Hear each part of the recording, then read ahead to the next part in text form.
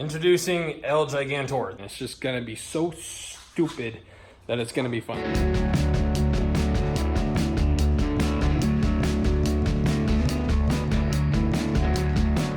Hello friends, so in this video we're doing some stuff on the bug, but before we get into that, if you did not watch the last video, because most of you did not according to normal views on the bug and what this video got, I introduced a really stupid rear mount Gigantor turbo idea for our Jeep Vet.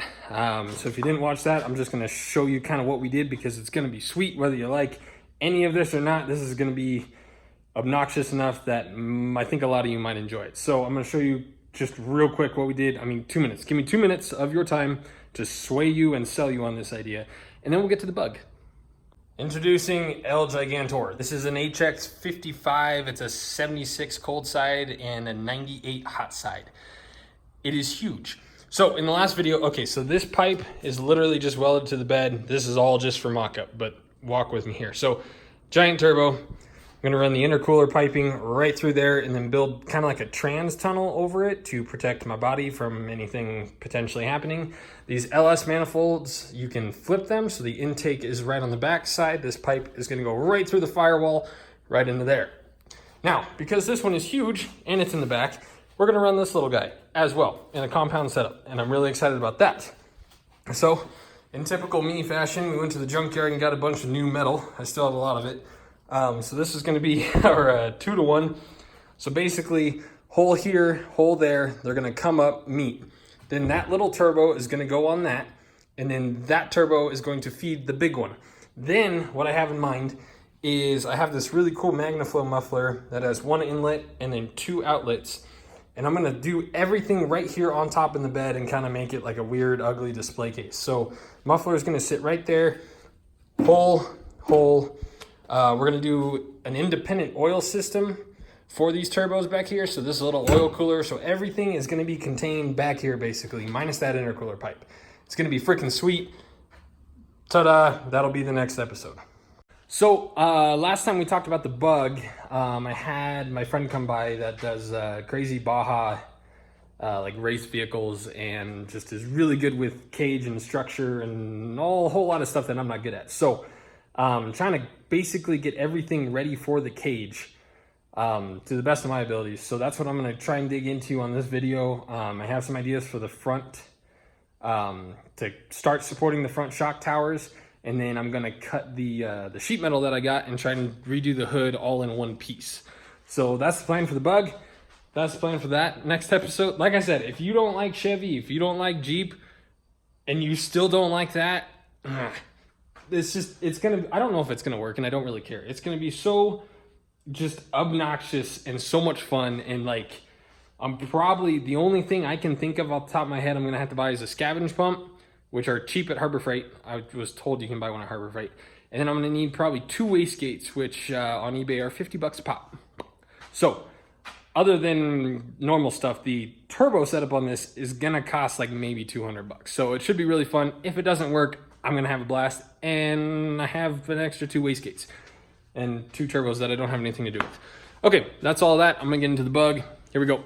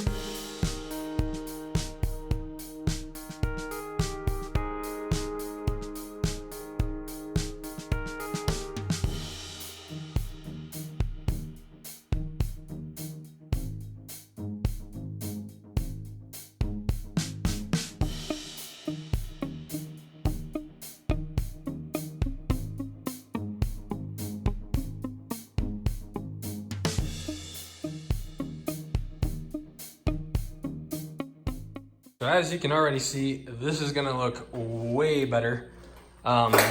This metal is, I don't know, it was really easy to cut. I did a pretty decent job of cutting a straight line. Well, it's not lined up, so it looks crooked, but it's pretty friggin' straight. There, kinda, sorta. So parts of this hood are slightly narrower than the rest, so I have to slowly, let that drop.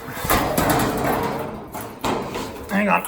So parts of the hood are slightly narrower in sections. I don't know why that's what it is, so I'm rolling with it. So I have to slowly, meticulously mark and trim where parts of that need to be slimmer, and then we'll be good. Unfortunately, I didn't think about this because I already tack welded those back on, so I kind of hid the other main part that I did. But so I did that. Some of these welds are decent, some of them are disgusting, but they are all strong, I assure you. So the plan, as I've gone over before, is we're gonna have a bar. I'm gonna go fenderless for now.